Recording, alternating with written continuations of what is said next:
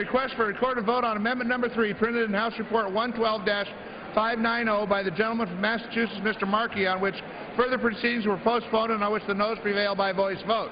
Clerk will redesignate the amendment. Amendment Number 3, printed in House Report Number 112-590, offered by Mr. Markey of Massachusetts. A recorded vote has been requested. Those in support of the request for a recorded vote will rise and be counted. Sufficient number having arisen, a recorded vote is ordered. Members record their votes by electronic device. This will be a 2-minute vote.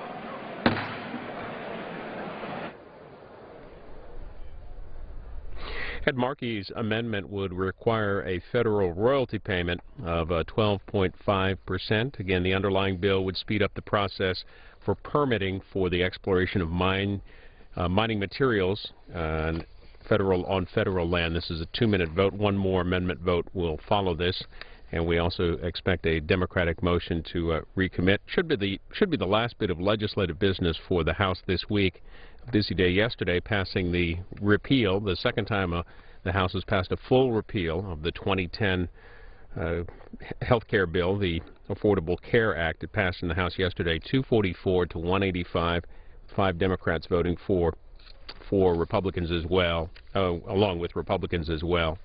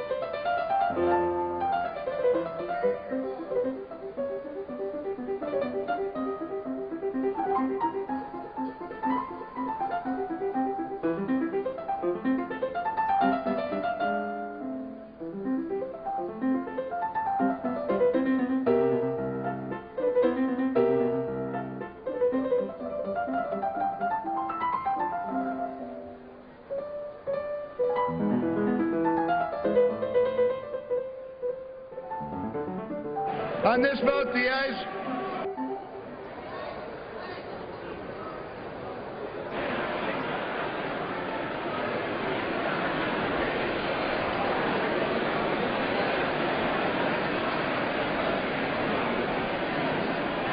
Mr. Johnson of Georgia.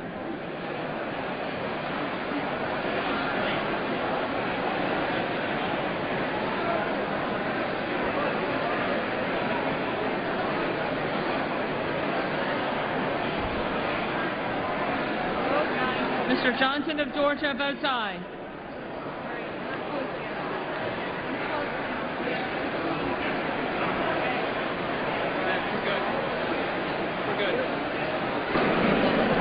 On this vote, the ayes are 163, the nays are 253.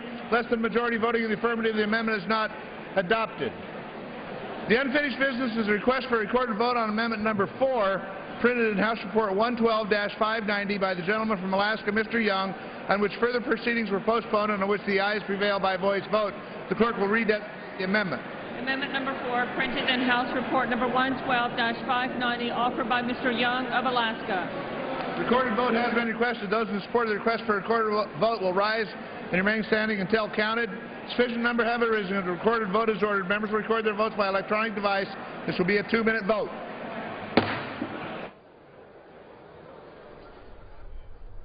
Don Young of Alaska with an amendment to a bill which would expedite the permitting process for the exploration of mining in federal lands. This amendment would exempt existing mineral prescriptions for strategic minerals in national forests and from certain regulations in order to facilitate mining permit approval and mining activities. It's another 2-minute vote. One more will follow this, and again, we expect a Democratic motion to recommit.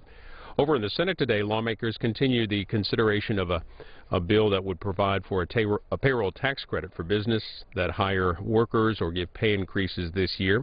Leadership still trying to work out an agreement on possible amendments to that bill. You can follow live coverage on our companion network, of course, C-SPAN 2.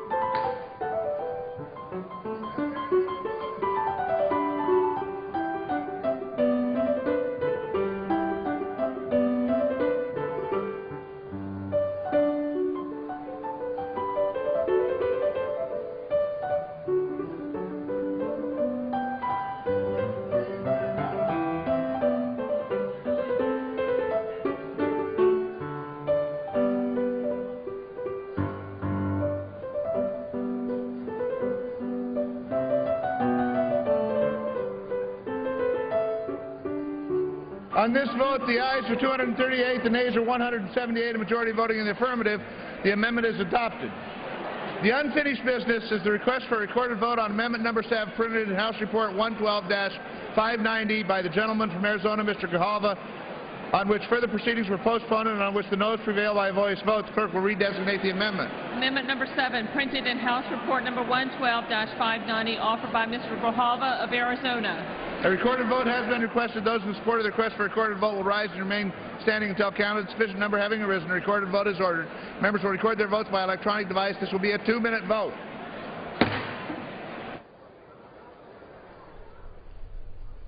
The bill would streamline the permitting process for mining on federal land. Last amendment vote here, Raul Grijalva of Arizona with an amendment that would protect hunting, fishing, grazing, and recreation on public lands by requiring a review of any mining exploration permit that might diminish the opportunities for those recreation activities. 2-minute vote.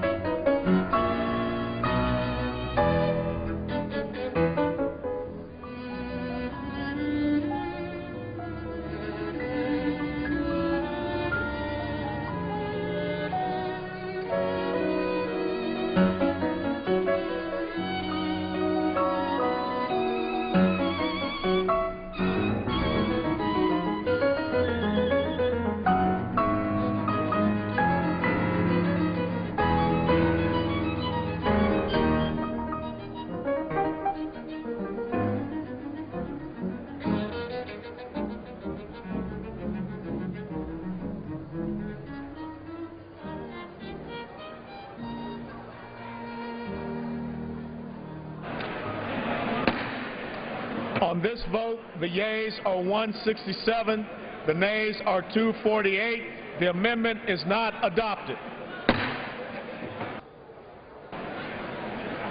The question is on the amendment in the nature of a substitute as amended. Those in favor say aye. Those opposed, no. The ayes have it. The amendment is adopted. Accordingly, under the rules, the committee rises.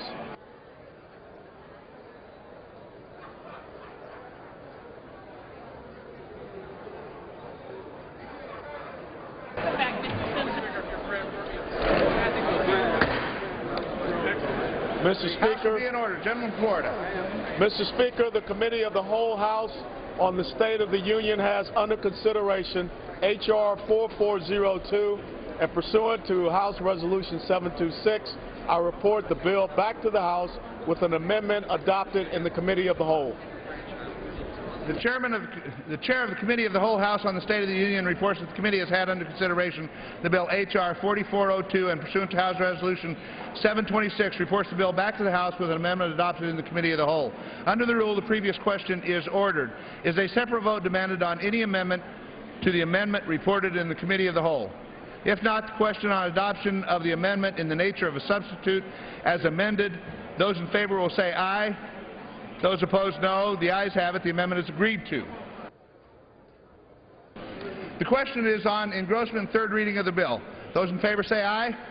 Those opposed, no. The ayes have it. Third reading.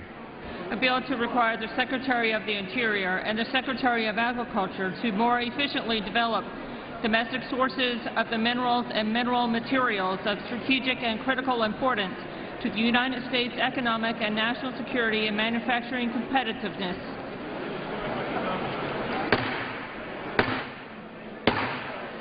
House will be in order. House will be in order.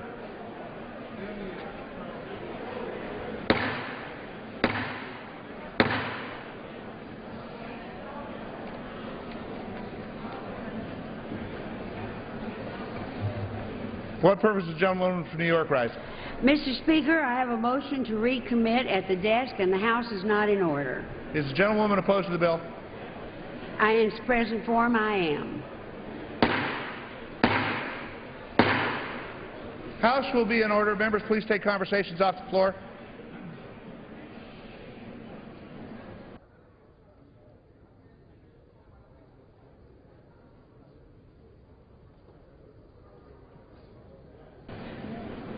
I already said that.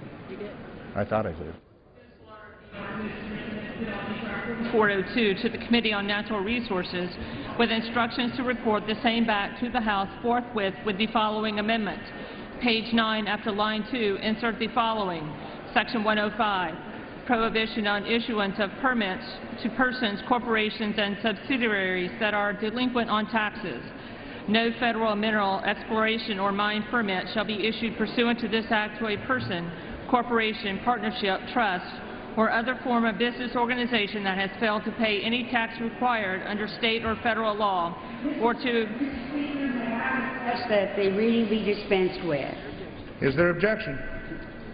Hearing none, so ordered. The gentlelady is recognized for 5 minutes on her motion. I thank you very much, Mr. Speaker. We just concluded a debate on a bill that will make it easier for the mining industry to profit from digging up valuable minerals on land owned by the American taxpayer.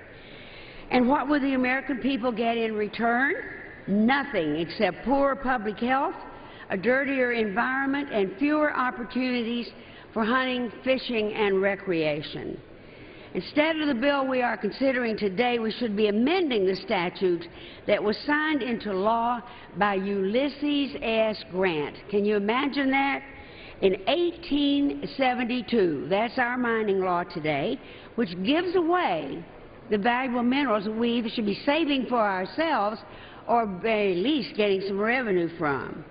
But no, 140 years later, we still at this bill which has long outlived its usefulness. But over the 25 years that I've served in Congress, every attempt to repeal this law has failed. Today, we compound the problem by voting on legislation that will give even more power to mining interests. Adding insult to injury, the companies benefiting from this bill Mr. Speaker, may I have order?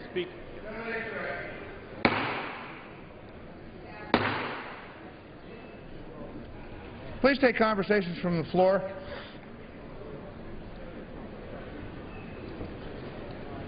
Please take conversations from the floor. Members in the back of the chamber, please remove your conversations from the floor.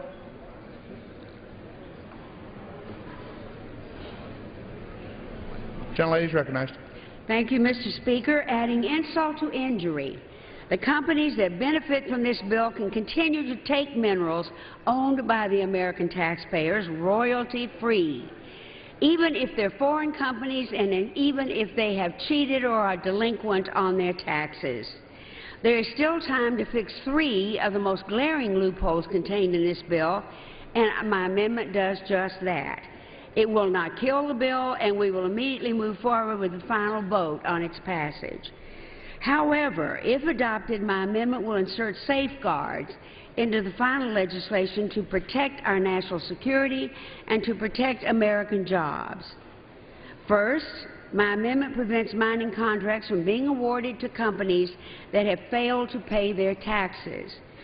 Last week, the Las Vegas Sun reported that mining companies in Nevada have underpaid their taxes by $8.7 million since 2008.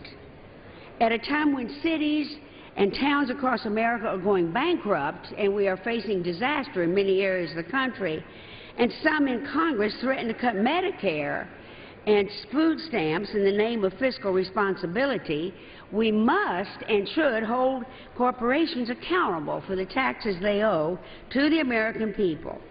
If mining companies are to profit from our natural resources, they must be required to pay their fair share. I'm the author of the Reciprocal Market Access Act, a bipartisan bill that would finally put an end to the wholesale exporting of American manufacturing jobs to China. And my amendment today echoes this plan. With the passage of this amendment today, we would make sure that the door is closed when China comes knocking to profit from our precious natural resources. And finally, my amendment protects American jobs by prohibiting outsourcing and requiring mining companies to use mining equipment made in the United States. Isn't that little enough to ask? The sweat and blood of middle-class Americans built the United States, and it's time this Congress put their interests first. With my amendment today, we can do just that by putting in place safeguards that will protect American jobs and ensure that mining equipment is made in America. I'm introducing my amendment on behalf of the people of Rochester, New York. Some of the greatest workers that the country has ever known live there. My constituents are among the 300 million rightful owners of our nation's natural resources, and not a single one of them wants this Congress to simply give them away to China or outsource precious American jobs. Over the last 2 years, the majority has consistently pandered to corporate interest. Now listen to this, because we've been very concerned this week with how many times we voted to repeal health care. Well, try this one on. We have voted more than 100 times this term, the last 18 months, over 100 times to benefit the oil industry. And it's demonstrated last night by a wonderful CBS News program. That could cost millions and millions of dollars. They estimate that just the health care votes over and over cost the taxpayers $50 million. But last year, we voted, as you remember, I voted against it, of course, to give federal land to a single foreign mining company that has ties to Iran's nuclear program. That was mining of uranium free about 8 miles from the Grand Canyon. I don't know how more stupid we can get, maybe 1872. Gentlelady's time has expired. I think it is absolutely obvious to us that a law passed in 1872 is nowhere near adequate for what we need today. Gentlelady's time has expired. I urge a yes vote on this amendment to protect American workers, American resources, and to protect our friends who are extremely worried about Iran by making sure that they do not benefit at all Chair will receive from what we're doing here. Thank you. Speaker, a message from the Senate. Mr. Speaker. Madam Secretary. I have been directed by the Senate to inform the House that the Senate has passed without amendment H.R. 4155, cited as the Veteran Skills to Jobs Act. What purpose does the gentleman from Washington seek recognition? Mr. Speaker, I rise in opposition to the motion to recommit. Gentleman recognized for 5 minutes. Speaker, the House is not in order. House will be in order.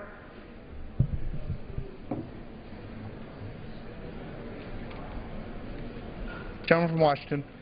Thank you, Mr. Speaker. Mr. Speaker, the underlying bill is about American jobs and not only American mining jobs, because our manufacturing sector, as part of it, uses the minerals from these mining jobs. And so it is much, much broader than that. But I have to comment on the tone here that we have heard over and over from the other side on this issue. The bill streamlines the bureaucracy and red tape. Every amendment that was offered today and the tone of all of their debate on this was to side with the bureaucracy imposing more red tape. But what is even more ironical, this is about mining in America. And the arguments from the other side all day was, don't mine in America. So what's the motion to recommit? Don't sell what we're going to mine in America. They didn't want to mine in the first place. And now they're saying we can't sell it if we mine it. It doesn't make any sense. Mr. Speaker, this is a jobs bill for American workers. I urge rejection of the motion to recommit and yes on the underlying bill, and I yield back my time. Without objection, the previous question is ordered. The question is on the motion to recommit. All those in favor say aye. Aye. All those opposed, no. No. The noes have it. Mr. Speaker, I ask for the yeas and nays. The yeas and nays are requested. Those favoring a vote by the yeas and nays will rise. Sufficient number having arisen. The yeas and nays are ordered. Members will record their votes by electronic device. This will be a 15-minute vote. Pursuant to Clause 9 of Rule 20, the Chair will reduce to 5 minutes the minimum time for any electronic vote on the question of passage.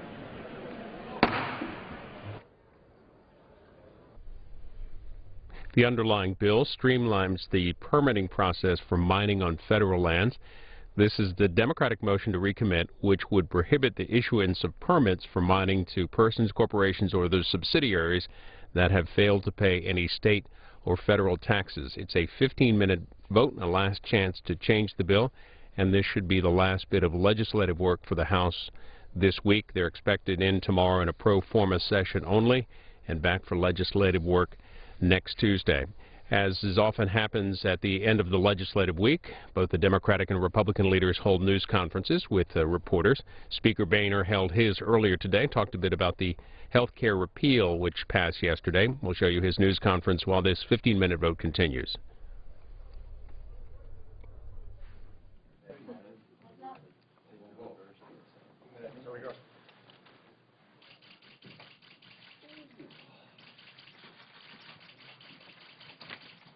Morning, everyone. You know, last week's job report was just another reminder that President Obama's policies haven't just failed, they've actually made things worse. 12.7 million Americans are on the unemployment rolls. Many more have thrown in the towel and have given up looking for work altogether. More women are unemployed today than when the president was inaugurated, and young Americans are desperate for a full-time job. The unemployment rate has been stuck at higher than 8% for 41 consecutive months. This is the longest streak since the Great Depression. And remember, the president's stimulus spending binge was supposed to have us well below 6% unemployment by this point. Instead, the Wall Street Journal and other media reports say the Obama administration outsourced stimulus dollars to foreign companies and workers. Now, Americans not only asking the question, where are the jobs? I think they have a right to know where the hell the Obama administration shipped their tax dollars overseas during a recession here at home. I think the president owes every American an explanation. President Obama and Democrats here in Congress have shown us what doesn't work. More government, more spending, more taxes don't create more jobs. That's why the House has been focused on removing government barriers and getting Washington out of the way. We've passed more than 30 jobs bills, including bipartisan bills expanding energy production and projects like the Keystone Pipeline. We voted to repeal the President's health care law, which is driving up the cost of health care and making it harder for small employers to hire new workers.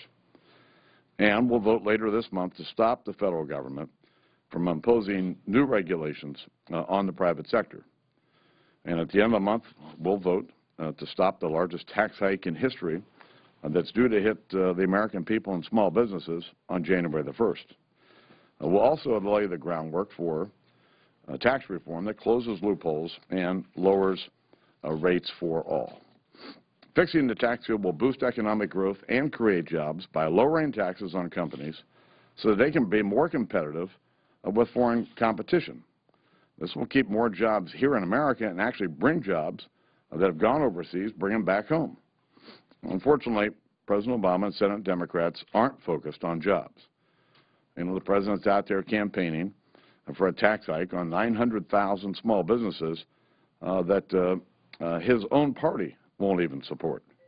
In fact, some Democrats were given a chance by Senator McConnell to vote on the President's tax hike, and they rejected it. Listen, the American people are tired of the games. They want Washington to focus on jobs. Republicans are listening, and our colleagues across the aisle, unfortunately, aren't. Whoa. Jake. The Farm Bill Tax Committee, what are your plans for floor action on that? Well, I think Chairman Lucas and the committee have done an awful lot of good work. There's no decisions about it coming to the floor at this point. Is it going to come in July? Do you expect it this month? No decisions have been made at this point. Thank you, Mr. Speaker. House Republicans on health care have repeatedly talked about repealing these waivers, and Republicans have said they don't want to bring forward a big 2,700-page bill. We've also said, Republican leadership has also said they're waiting for the Senate to act on repeal. You've never shied from waiting for the Senate to do anything. Why not take up some sort of replacement bills and show the American people a little bit about your alternative to health care? Well, you're right. We are not going to make the mistakes that were made in the past. We're not going to pass a 2,700-page bill that no one had ever read. We're not going to pass a bill and then hope people find out what's in it after we pass it.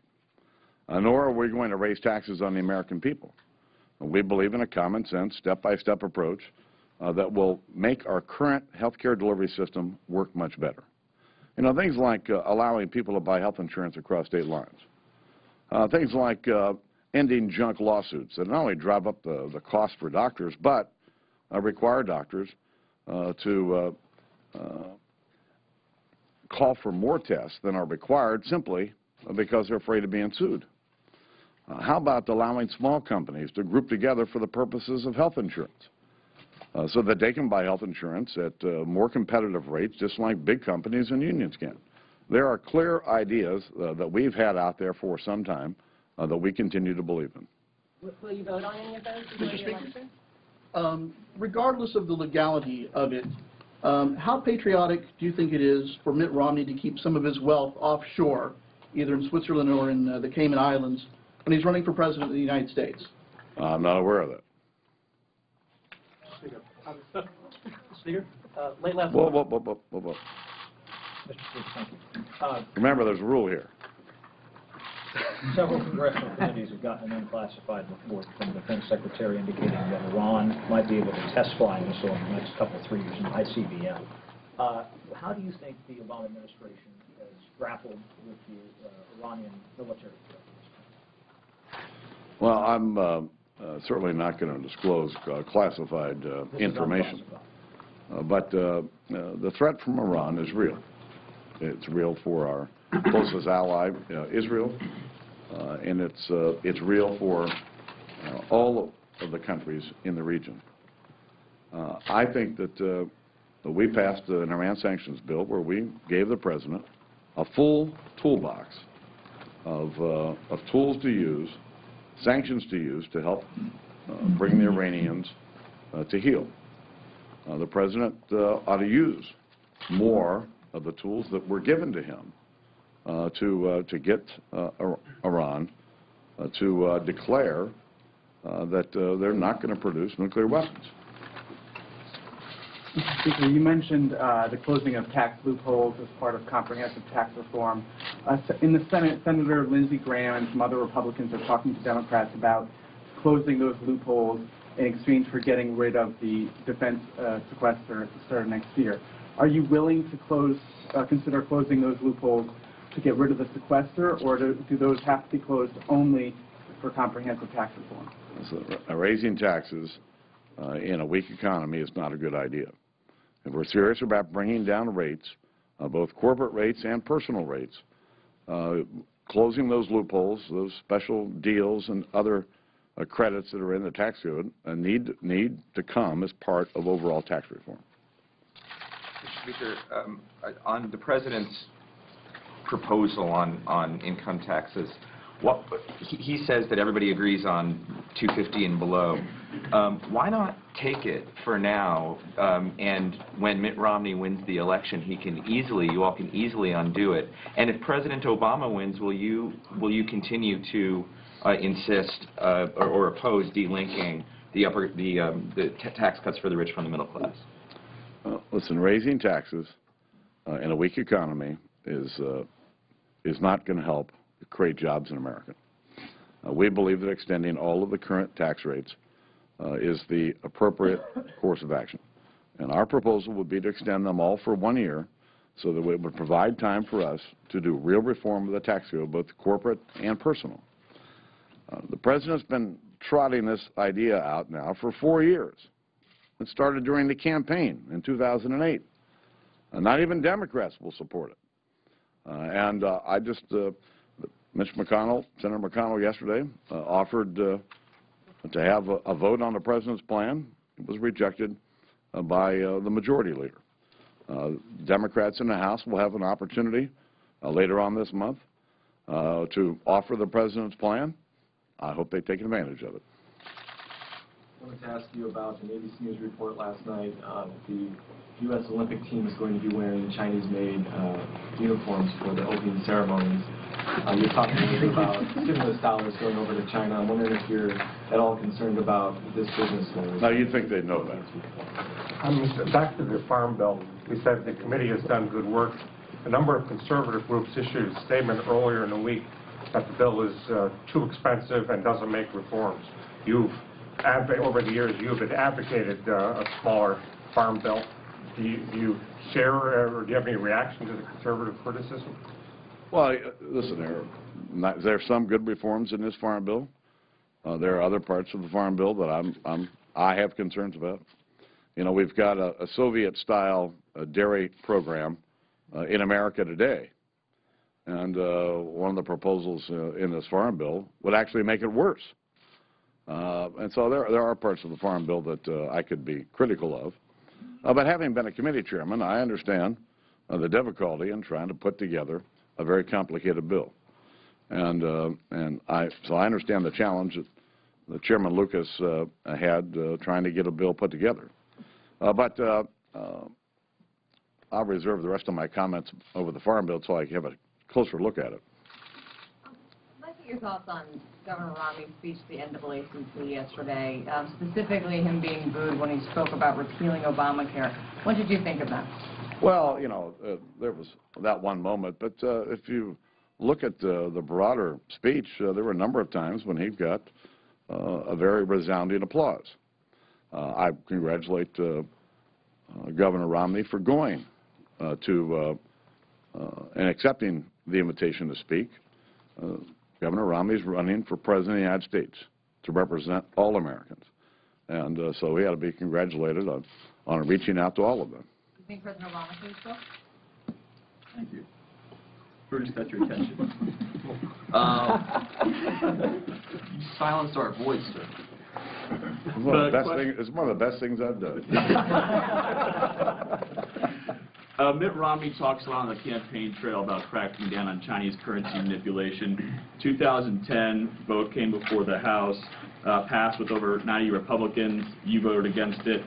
The Senate had a bill in October of 2011 had 16 Republicans. You voted against it. How can Mitt Romney talk about cracking down on Chinese currency manipulation when you have shown no effort to do it here in the House of Representatives? Well, there's a way to deal with this problem and a way not to deal with it. Congress passing a law outlining stringent requirements for dealing with the Chinese and the value of their currency, I think is inappropriate. Every administration for the last 15 years has worked with the Chinese central bank and the Chinese government to get them to revalue their currency. And if you've watched, the value of their currency has continued to come up in each of these 15 years. I think that each administration, the Treasury secretaries in these administrations, have worked to try to resolve this problem. More work needs to be done, and so there's no differences here in terms of the need to solve the problem. It's just a matter of how best to solve the problem. Do you have any issues with Congressman Jackson's explanation for his absence, and do you think his office should divulge more about his condition and how long it's acceptable? Well, we hope that he gets well soon, and frankly, we hope he gets back soon. I think this is an issue between he and his constituents. I just wish him well and hope to see him back soon. Last one. Mr. Speaker, do you intend, as many House conservatives are asking you, to deny funding to Obamacare, which would include defunding the HHS sterilization, contraception, abortifacient mandate?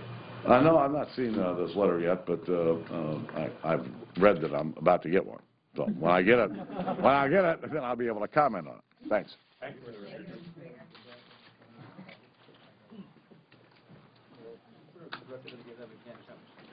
Yes.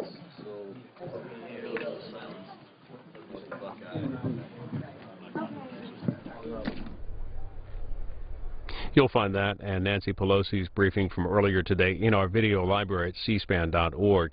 Just winding down here, the Democratic motion to recommit vote, last chance to change the bill before final passage. The bill is one that would streamline the permitting process for mining on federal lands. Final passage is next. This will do it for legislative work in the House this week. They're likely to be in tomorrow just for a pro forma session, and then back for legislative work next Tuesday. They did pass this week another repeal of the health care law. That passed yesterday, 244 to 185, with 5 Democrats joining Republicans in voting for the repeal. Also yesterday, off the floor, the Agriculture Committee met to mark up and approve the Farm Bill. That vote in committee, 35 to 11.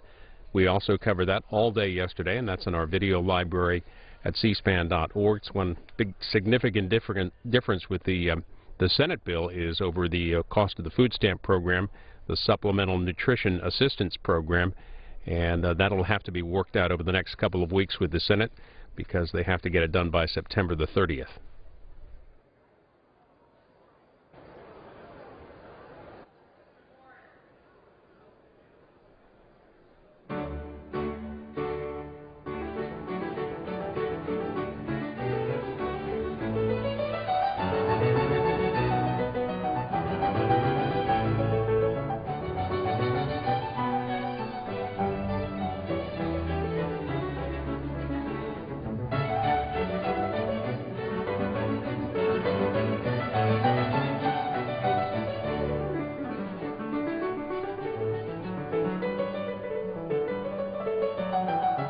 Are 181, the nays are 231, less than a majority voting in the affirmative.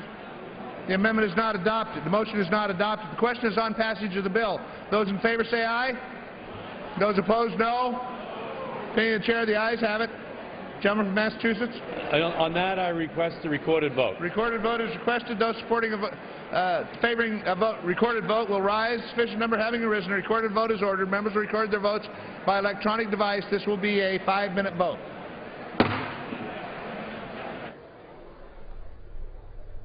Final passage vote on a bill that would expedite the permitting process for the exploration and mining on federal lands of minerals considered critical to the manufacture of high-tech products.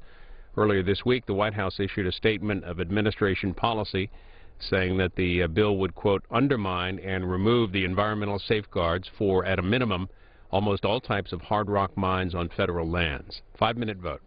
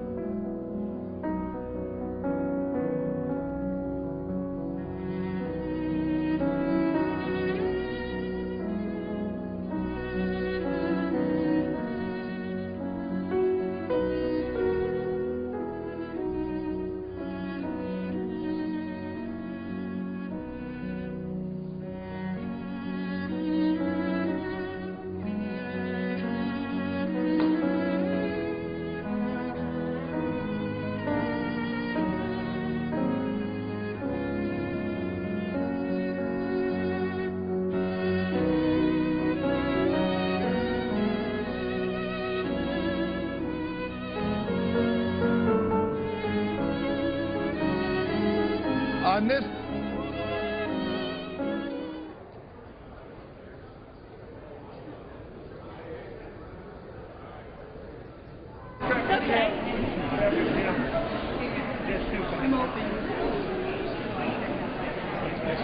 Ms.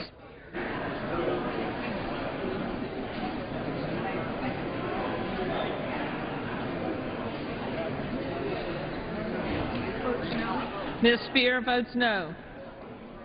Mrs. Hartzler. Mrs. Hartzler votes aye.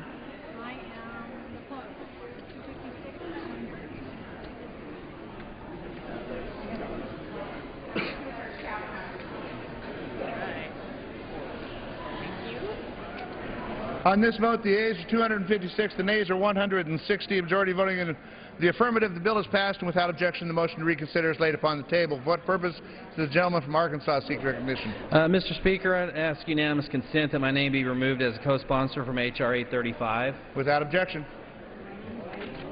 For what purpose does the gentlelady from Hawaii seek recognition? I ask unanimous consent that the record reflect that I intended to vote no on roll call vote number 465, the amendment offered by my friend Congressman Young of Alaska. The record will so reflect. Okay, thank you. Were you reading something or were you just saying how you wanted? Oh, this. Okay.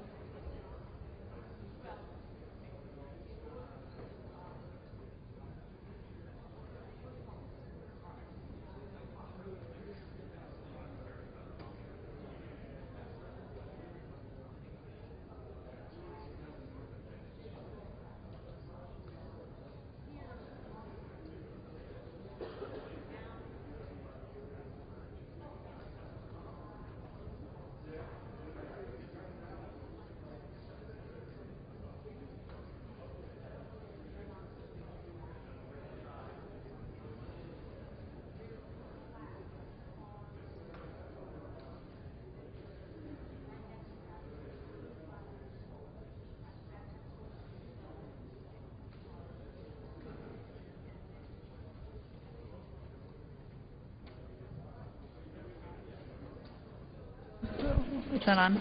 I don't. You're on. Am I on? There we go. For what purpose does the gentleman from Maryland seek recognition? Madam Speaker, I ask unanimous consent to speak out of order for 1 minute for the purposes of inquiring of the Majority Leader the schedule for the week to come. Without objection, the gentleman is recognized. From Maryland, the Democratic whip for yielding. Madam Speaker, on Monday, the House is not in session. On Tuesday, the House will meet at noon for morning hour and 2 p.m. for legislative business. Votes will be postponed until 6:30 p.m. On Wednesday and Thursday, the House will meet at 10 a.m. for morning hour and noon for legislative business. On Friday, the House will meet at 9 a.m. for legislative business. Last votes of the week are expected no later than 3 p.m. Mr. Speaker, the House will consider a number of bills under suspension. Madam Speaker, the House will consider a number of bills under suspension of the rules, a complete list of which will be announced by the close of business tomorrow. In addition, the House will consider H.R. 58. Madam Speaker, the House is not in order. Gentleman's correct. The House will come to order. Members, please take their conversations off the floor. And I again yield to the may proceed. Majority Leader. Madam Speaker, thank you. In addition, the House will consider H.R. 5872, the Sequestration Transparency Act, sponsored by Congressman Jeb Hensarling.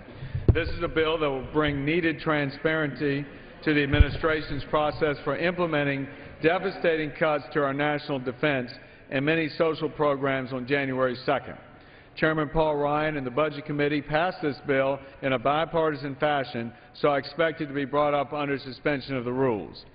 Finally, and in keeping with funding our national security, the House will consider H.R. 5856, the Department of Defense Appropriations Act, sponsored by Congressman Bill Young. This will be the House's 7th appropriations bill of the year.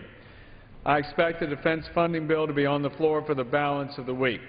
Members should be aware that late evening votes are possible on Wednesday, July 18th and Thursday, July 19th. I thank the gentleman and yield back. I thank the gentleman for that scheduling information. As the gentleman knows, we have, as I calculate, 12 legislative days left to go in July and the beginning of August, of which 3 of those days we will be coming in at 6:30. As a result, we don't have much time left. And I would ask the gentleman if there is any expectation of having bills other than the regulatory. I understand one of those weeks will be the regulatory week. Other than the regulatory bills, will we have any jobs legislation on the floor? I thank the gentleman for the question, Madam Speaker.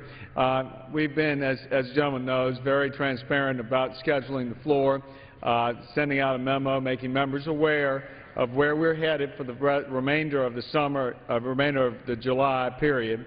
I would say to the gentleman, after next week, we will be focusing on cutting red tape, reducing the regulatory burden on our job creators. As we know, the regulatory atmosphere in this country is making it more difficult, more expensive for small businesses and large to create jobs. We'll be focusing on that, and the following week, Madam Speaker, will be the week in which we will bring forward a piece of legislation to stop the tax hikes to ensure that all Americans know we are not going to see taxes go up for them at the end of this year. In addition to that, we'll bring forward a bill that will be focused on how we get to a pro-growth tax system in this country, laying out the principles for tax reform and suggesting an expedited procedure so that we can actually achieve results for the American people so that our job creators and working families can get back to work. I yield back. I thank the gentleman for yielding.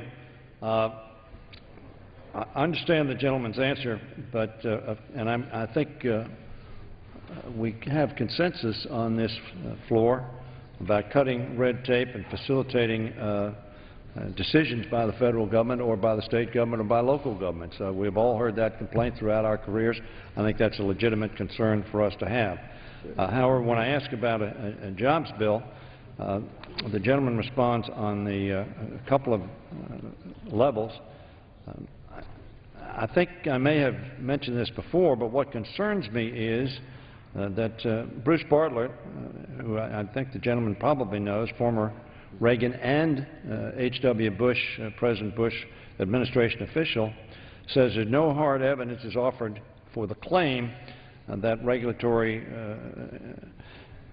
issues have increased. But he says this: Republicans have embraced the idea that government regulation is the principal factor holding back employment. They assert that Barack Obama has unleashed a tidal wave of new regulations which has created uncertainty among businesses and prevents them from investing and hiring. As I said, he says no hard evidence is offered for this claim. He then says, in my opinion, that means Bruce Bartlett, not my opinion, regulatory uncertainty is a canard invented by Republicans that allows them to use current economic problems to pursue an agenda supported by the business community year in and year out.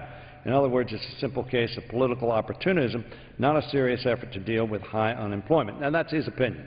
I understand that. But my concern is that if you ask economists on whether or not the legislation that many of the pieces of legislation we passed that we call jobs bills, the gentleman's pointed that out, economists say in the short term, which is really what we need to do in the short term and the long term, is not going to create jobs. This week, we haven't done anything to create jobs. And by the way, might I ask the gentleman, because I didn't see it on his this next week, do we expect a 32nd or 33rd vote on repealing the Affordable Care Act either next week, the week after, or the week after that? As the gentleman knows, CBS opines that we spent some 80 hours on that issue, with whatever cost is attendant to that. But do we? You can answer both questions, I suppose. But certainly, I would be interested, and the members would be interested to know whether or not we're going to have another vote on repealing the Affordable Care Act. I yield to my friend. Madam Speaker, I thank the gentleman for yielding, and I would say to the gentleman about this week's vote. And in fact, today we voted on a bill that will help us mine it in America. The gentleman likes to speak about making it in America. Why shouldn't we also be mining it in America? And so it's very much a bill to facilitate that business and industry in this country in an environmentally sensitive way. And in fact, 22 of the gentleman's caucus members joined us in that vote. Mine it in America, Madam Speaker. As to the gentleman's question about the suggestion that perhaps the regulatory environment does not affect the potential growth or real growth in this country is something that I really I don't believe that the gentleman agrees totally with that statement, because I know he and I both have worked on trying to streamline regulations here. We don't want overly burdensome regulations on small or large businesses or working families. So again, I would take issue with the suggestion that economists would say that regulatory atmosphere and framework doesn't have anything to do with job creation. Of course it does. It has to do with the environment for one to take a risk, for investors to put capital to work, for entrepreneurs to go out, sign their name on the dotted line with the bank. Of course regulation has something to do with job creation and growth. That is exactly our point. And I hope the gentleman will join us in the week that we bring these red tape reduction bills to the floor to help us accomplish something so that we can roll back the unduly burdensome framework and make sure we have a smart framework of regulation so that we can see America grow. And as to the gentleman's final question about scheduling another repeal vote of Obamacare, if the gentleman would like to do so, I'm happy to meet with him. Right now, as the gentleman knows, we have done that this week. And I would say to the gentleman, the reason why perhaps we spend so much time on that issue, it is the most personal issue to many millions of Americans. It's their health care. It's their family's health care.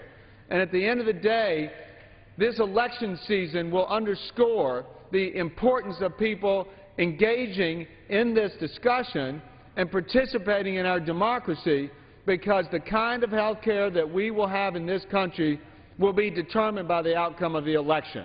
And the real question is, Madam Speaker, are we going to have Washington-based health care or patient-based health care? That's what it comes down to. Who's in the driver's seat? Patients and their doctors, or Washington-based bureaucrats deciding what kind of coverage we can have?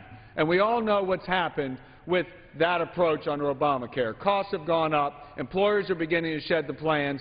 People will not be able to have the health care they have. That's why we've spent the time we have on this bill. And I yield back. Well, the gentleman knows full well that I think you have wasted a lot of time on this House floor, wasted a lot of effort on this House floor.